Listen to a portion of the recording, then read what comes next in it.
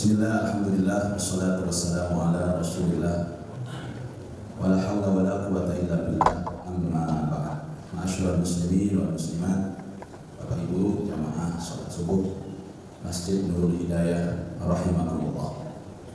Pertama-tama marilah kita berdoa, mudah-mudahan salat kita diterima oleh Allah, dapat menghapus dosa-dosa kita dan dapat membuka pintu berkah dan rahmat Allah dalam hidup kita, sehingga kita menjadi manusia yang selamat bahagia dunia sampai akhirat. Amin Allahumma amin. Tema yang diberikan takbir adalah konsep tawadhu atau rendah hati dalam Al-Quran. Bapak Ibu, Al-Quran itu terdapat 4 prinsip. Yang pertama prinsip iman atau akidah, yang kedua prinsip Islam atau syariah, yang ketiga adalah prinsip ihsan atau akhlakul karimah, yang keempat akan adalah apa? Kisah-kisah Al-Quran. Kenapa setelah bicara akidah, bicara syariah, bicara akhlakul karimah, ada kisah-kisah Al-Quran? Dijawab Bapak Ibu? Dijawab ini? Sekarang atau minggu depan? Sekarang. Karena tidak mungkin kita belajar akidah bagus kalau tanpa contoh. Tidak mungkin kita belajar syariah yang benar tanpa figur. Dan tidak mungkin kita belajar akhlakul karimah yang tepat tanpa suri tauladan. Manusia itu karakternya tidak suka teori, yang suka praktek. Sabar itu apa? Dicari sabar itu apa? Bingung banget. Sabar itu logika sabar, irun logika sabar. Jadi respon otak itu lebih senang dia belajar praktek contoh daripada teori. Makanya kalau ada orang ceramah itu teori terus, yakin jamaahnya ngantuk Bapak Ibu. Tapi kalau ngantuk itu memang wajar, karena kan tadi malam tahajud. Makanya saya biarkan saja kalau ada yang ngantuk. Dan salah satu nikmat Allah yang diberikan kepada hambanya adalah rasa kantuk. Summa anzala alaikum al-gham amanatan nu'asa yaghsha ta'ifatan minkum. Kemudian Allah turunkan kepada kalian rasa aman setelah gelisah. Ini ayatnya 154 Ali Imran. Kemudian Allah turunkan rasa aman kepada kalian setelah gelisah. Dengan cara apa Allah menurunkan rasa aman? Nu'asan, ngantuk. Jadi ngantuk itu luar biasa nikmat Allah. Abdullah bin Mas'ud dalam sebuah hadis yang sahih mengatakan, kalau kita perang dalam keadaan ngantuk, itu ngantuknya dari Allah. Tapi kalau sholat ngantuk, itu dari setan. Nah sekarang pertanyaan, kalau pengajian ngantuk Pak, itu masuk ke sholat atau perang? Saya jawab, masuk perang Pak. Karena pengajian itu tolabul ilmi sama dengan jihad fisabilillah. Jadi kalau ada orang pengajian terus ngantuk, itu dari Allah Subhanahu wa Ta'ala. Jadi harus dinikmati. Karena mungkin kalau saya yang mendengarkan juga, saya yang ngantuk.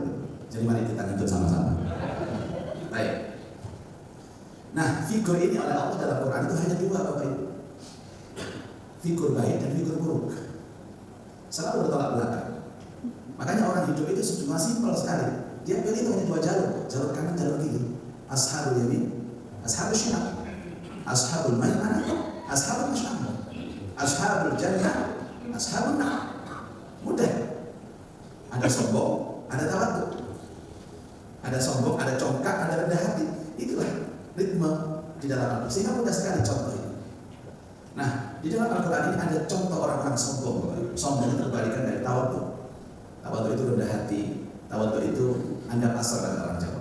Kebalikannya adalah al-kibr. Al-kibriya itu sombong. Dan diceritakan Allah di Al-Quran, tidak ada orang sombong itu sukses. Semua orang sombong itu hancur. Orang sombong pertama itu adalah Fir'aun. Kurang apa sombongnya Fir'aun ini? Dia mengaku sebagai Tuhan. Ana rabbukumul a'la. Aku adalah Tuhanmu yang aku. Fir'aun ini Pak, Masya Allah. Kemarin saya tanggal 3 April dari Mesir, ada undangan Al-Azhar. Saya sempatkan untuk mengikuti nafatilas Nabi Musa alaihissalam ketika dikejar oleh Fir'aun. Nabi Musa itu lari Pak menuju Al-Maqdis, menuju Baitul Maqdis, tapi sebenarnya Nabi Musa itu tidak sampai ke Baitul Maqdis. Dikutuk oleh Allah Bani Israil tidak sampai melihat Masjidil Aqsa. Nabi Musa, Nabi Harun itu tidak sampai masuk. Yang bisa masuk itu hanya anak muridnya, namanya Yusuf bin Nun. Yusuf bin Nun ini masuk, tapi sekitar sekian puluh tahun berikutnya baru bisa masuk ke Al-Aqsa. Sehingga orang-orang Yahudi itu nangis, tidak bisa masuk ke Al-Aqsa, itu nangis. Karena mereka tahu di dalam Al-Aqsa itu adalah tempat di mana ayah akan menyelamatkan mereka, yang disebut dengan Haikal Sulaiman. Haikal Sulaiman itu yang diperebutkan orang Yahudi. Kalau mereka yakin dalam kitab suci mereka, kalau bisa mencapai Haikal Sulaiman, maka akhir zaman mereka ini akan berjaya.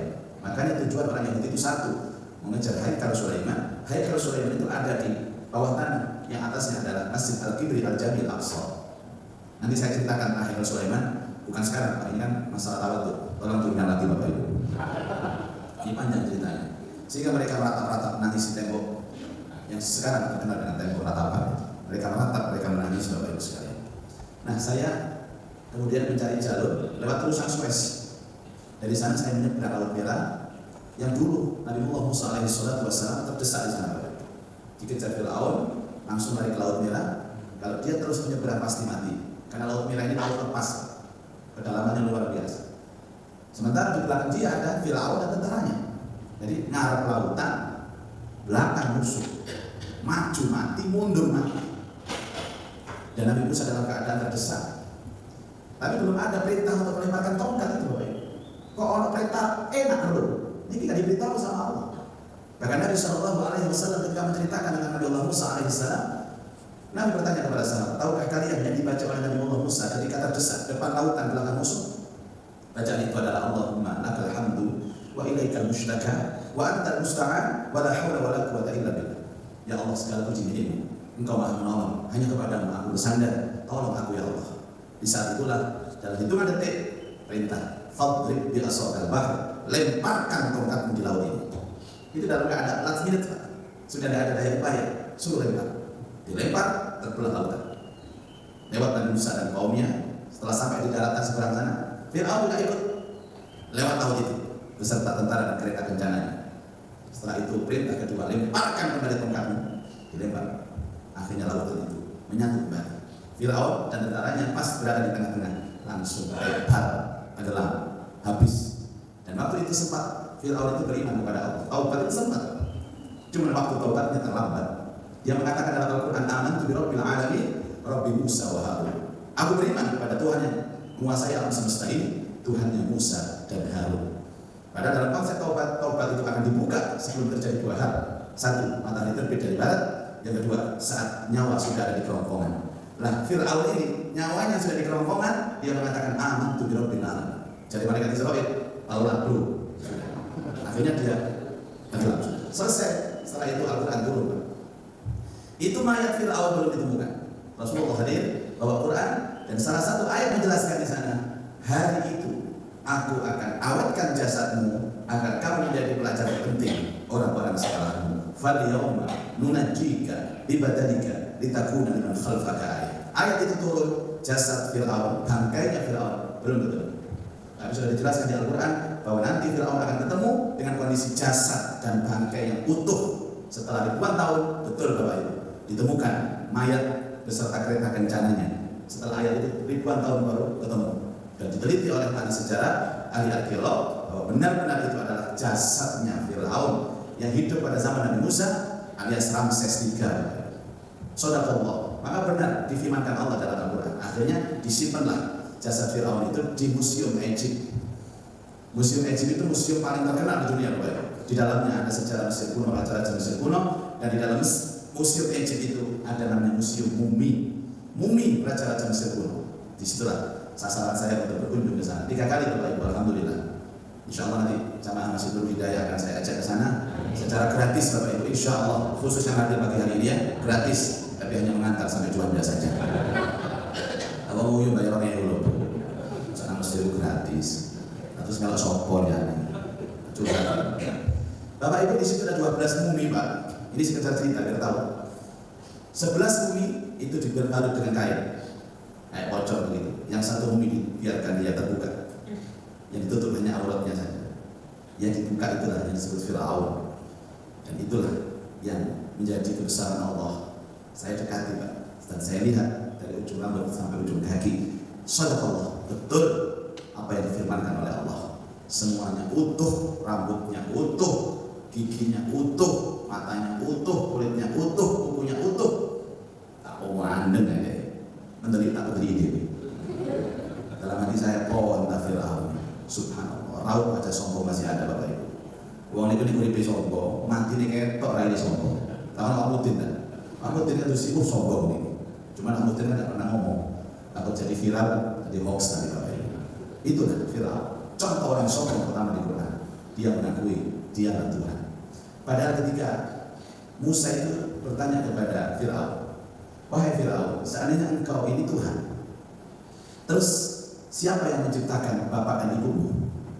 Padahal Tuhan itu menciptakan orang sebelummu dan menciptakan kamu dan menciptakan orang-orang setelahmu. Kau mengaku pangeran, kamu mengaku Tuhan. Yang menciptakan bapakmu itu siapa? Bapakmu lahir di siapa dulu? Diploma belum. Fir'aun itu belum. Diplomasi Nabi Musa mengalahkan dia. Tapi namanya orang kalau sudah sombong, dia panggil tukang sihirnya. Kemudian menyerang Nabi Musa alaihissalam dengan sihir. Apa sihirnya itu, Pak? Tali yang kecil-kecil dilempar sama tukang sihir jadi ular. Jadi sekali lagi setelah diteliti, mereka itu bukan menjadikan tali jadi ular, tapi mereka itu hanya mensihir matanya Nabi Musa. Sebelumnya melihat tali, akhirnya melihat ular. Jadi sifatnya sihir itu Bapak Ibu mengelabui mata. Jadi ada daun disihir, disulap, jadi uang. Padahal itu hanya mata kita saja yang terkelabui. Makanya banyak sekarang ilmu sihir-sihir itu diberikan untuk merusak rumah tangga orang. Selingkuh, berkhianat kepada pasangannya, itu bukan karena istrinya kurang cantik Bapak Ibu. Karena apa? Karena sihir, main sihir. Jadi kualitas selingkuhannya itu terasa lebih cantik dibandingkan istrinya. Survei membuktikan 99% kasus perselingkuhan itu seorang suami itu ternyata selingkuhannya tidak jauh lebih cantik dari istrinya. Kenapa kok sampai selingkuh? Karena matanya disihir sama setan, dihiasi sama setan. Yang asalnya jelek itu akhirnya jadi cantik. Jadi hati-hati dengan sihir ini. Dan sihir itu selalu muncul sebelum subuh. Saya ingatkan kepada seluruh jamaah ini, kalau bukan dulu hidayah, saya ceritakan, ini rahasia sekali ini.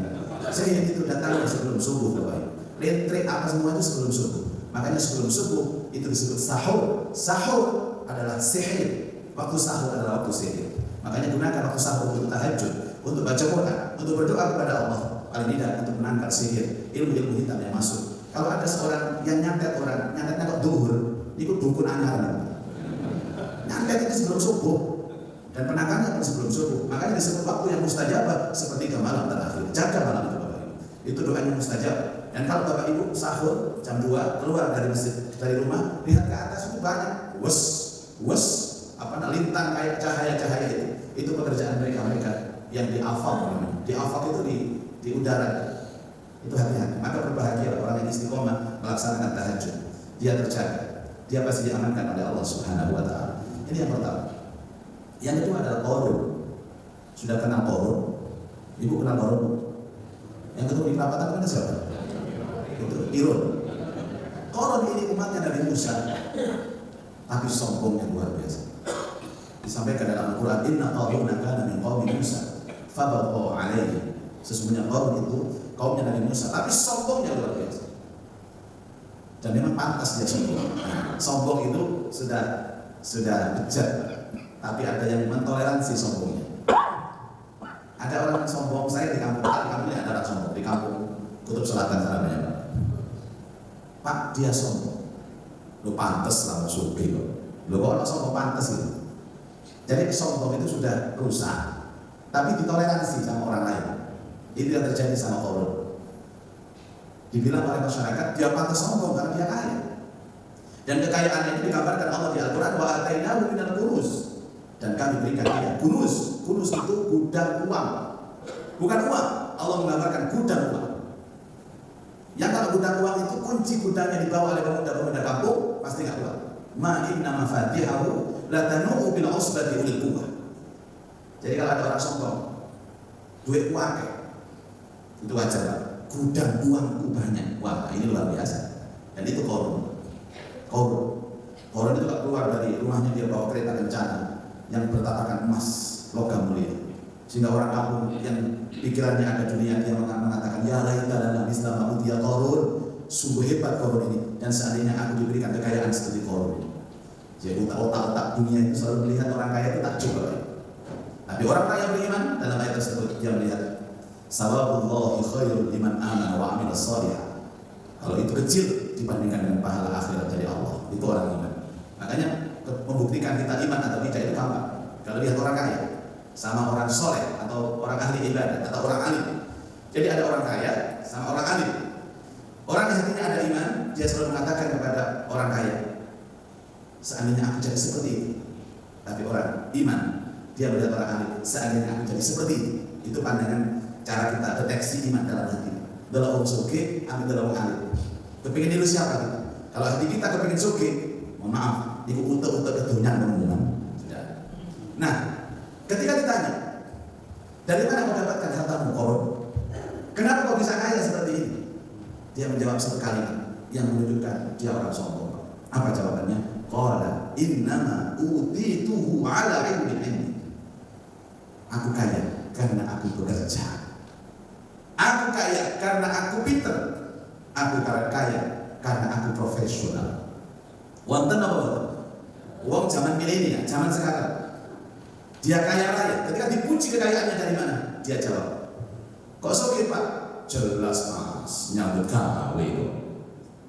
Dia lupa dengan yang memberikan kekayaan, yaitu Allah. Dipuji kekayaannya, dia memuji diri. Itulah korun. Dan Allah murka gara-gara itu, Bapak Ibu.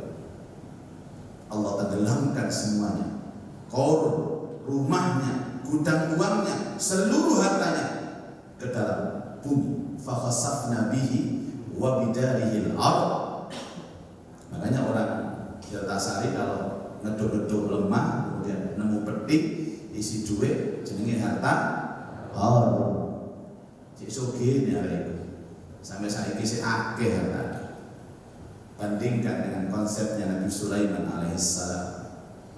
Kenal Sulaiman Bapak Ibu? Siapa yang kenal Sulaiman? Nabi dengan segudang kelebihan dari Allah.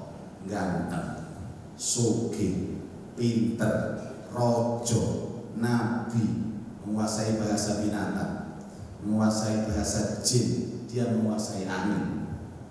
Tapi ketika dia dipuji oleh orang lain, kok bisa hebat seperti ini engkau Sulaiman? Jawabannya cuma satu dan berbeda jauh dengan jawaban Qarun. Kalau jawaban Qarun, aku sugih sebab aku itu pinter cak. Sulaiman tidak. Sulaiman, engkau kaya. Sulaiman, engkau hebat. Dia jawab satu kalimat, hada min fadli rabbi. Inilah kemurahan dari Tuhanku. Inilah fadl dari Tuhanku. Bandingkan konsep sombong sama konsep tawadhu di dalam Al-Quran. Orang yang tawadhu itu menisbatkan semua nikmat ini kepada Allah Subhanahu wa Ta'ala. Kalau ditanya, Pak, kok kaya? Jawaban, hada min fadli rabbi. Ibu, kok cantik? Jawabannya, Bu, hada min fadli rabbi. Luar biasa. Dicoba ya Bu ya. Bu, kok cantik Bu? Hada min fadli rabbi. Kok kaya Bu? Hada min fadli rabbi. Napa artinya Bu? Lali aku Pak. Ini adalah kemurahan dari Tuhan. Ini yang pertama Pak.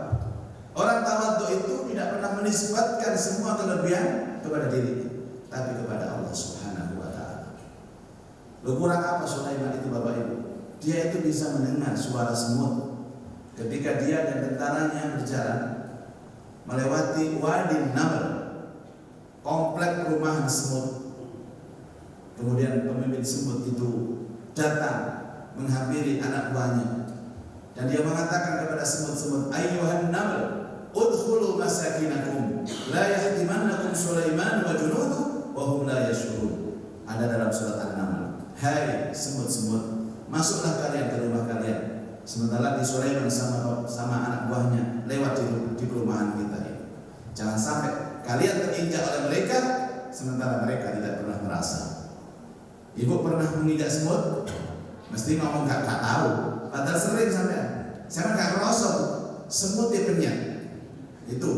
Dan ketika mendengarkan semut bicara seperti itu, Sulaiman meneteskan air mata sambil tersenyum Bapak. Fatabassama dhahikan min qawliha faqala rabbi awzi'ni an ashkura ni'mataka allati an'amta 'alayya wa 'ala walidayya wa an a'mala salihan tardahu wa adkhilni bi rahmatika fi ibadika as-salihin. Ya Allah, berikan aku anugerah untuk bisa bersyukur kepada Engkau atas nikmat yang Kau berikan kepada kami, kepada orang tua kami, Berikan nikmat itu ya Allah sebagai sarana kami berbuat kebaikan, dan masukkan kami ke dalam kelompok hamba-hambamu yang bertakwa dan soleh. Itu Sulaiman. Hadirin sekalian, orang tawadhu itu orang tidak banyak bicara, Pak. Orang semakin banyak bicara, dia akan semakin salah. Disebutkan dalam Al-Quranul Karim, orang rendah hati adalah ketika dia melewati orang-orang bodoh, dia itu hanya tersenyum saja. Wa idza khatabahumul jahiluna qalu salama. Jadi ketika dia ajak bicara, dia hanya tersenyum saja. Dia tidak akan bicara kecuali dia tahu betul, kecuali dia ahli. Ini orang-orang tawadhu. Dan saat ini kita jumpai orang itu berbicara dengan sesuatu yang dia tidak punya pengetahuan atas itu, Bapak. Sekarang semuanya hampir berbicara masalah politik, semuanya. Padahal kan ngerti apa? Itu yang bikin rusaknya dunia. Orang yang berbicara bukan pada kapasitasnya, itu pasti akan rusak. Dan biasanya orang bodoh-bodoh itu berdialog, namanya diskusi dalam karung, kayak kucing itu, Pak. Kucing dilebokno karung, kemudian karungnya ditali, mulek gak karu-karu. Itulah orang bodoh yang berdiskusi. Dia menahan dirinya untuk berdiskusi, untuk berdebat, untuk berbicara yang panjang. Sebab apa? Dia tahu semakin dia banyak bicara, semakin dia salah. Dan orang bicara itu digoda sama setan. Semakin dia bicara, dalam hatinya nampak sekali agar orang memuji dirinya, supaya seakan-akan dirinya itu paling pandai dari orang lain. Makanya kemudian konsep ini disampaikan, tidak konsep tawadhu dari Al-Quran. Yang ketiga adalah tidak merasa paling bersih dari orang lain. Fala tuzakku anfusakum. Orang tawadhu itu, Bapak Ibu, melihat orang lain dalam apapun, dia selalu melihat sudut pandang dia lebih hebat dari aku. Itu fala tuzakku anfusakum. Penyakit yang paling kronis dalam hati itu ketika ada penyakit 3 huruf, Bapak Ibu. Apa 3 huruf itu? S-O-K, namanya sok cantik, sok ganteng, sok pinter, sok kaya, sok pangkat. Dan itu pekerjaan iblis. Iblis diusir dari surga gara-gara sok itu. Ketika Allah perintahkan dia sujud, usjudu li Adam, semuanya sujud, malaikat pun sujud. Fasajadu illa iblis, kecuali iblis. Aba wastakbar, dia bangkang, dia sombong. Dan sombongnya iblis itu hanya karena itu, Pak. Ditanya, qala ma mana'aka alla tasjuda lima amartuk? Kenapa engkau menolak perintah sujud ini? Kata Allah, padahal itu perintah dari aku. Apa katanya iblis? La khalaqtani min nar wa khalaqtahu min tin. Bagaimana mungkin engkau perintahkan aku sujud kepada Adam, kau ciptakan aku dari api, dan kau ciptakan dia dari tanah. Gengsmek, genia, sujud dan lemah. Dan itu sifat iblis, Pak. Merasa lebih hebat dari orang lain.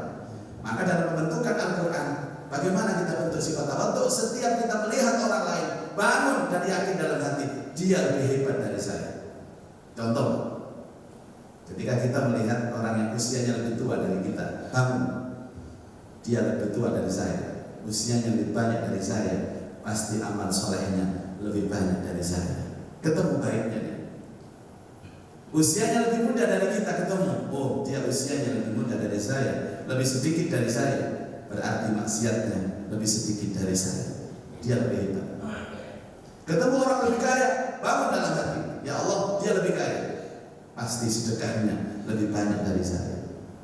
Ketemu orang yang lebih miskin dari kita bangun dalam hati, ya Allah dia lebih miskin dari saya, berarti sabar dan ikhlasnya lebih besar dari saya. Sehingga semua melihat orang lain nampak lebih hebat daripada kita. Itulah yang disebut dengan tawadhu. Bapak Ibu sekalian, mungkin ini yang bisa saya sampaikan. Semoga konsep-konsep Al-Quran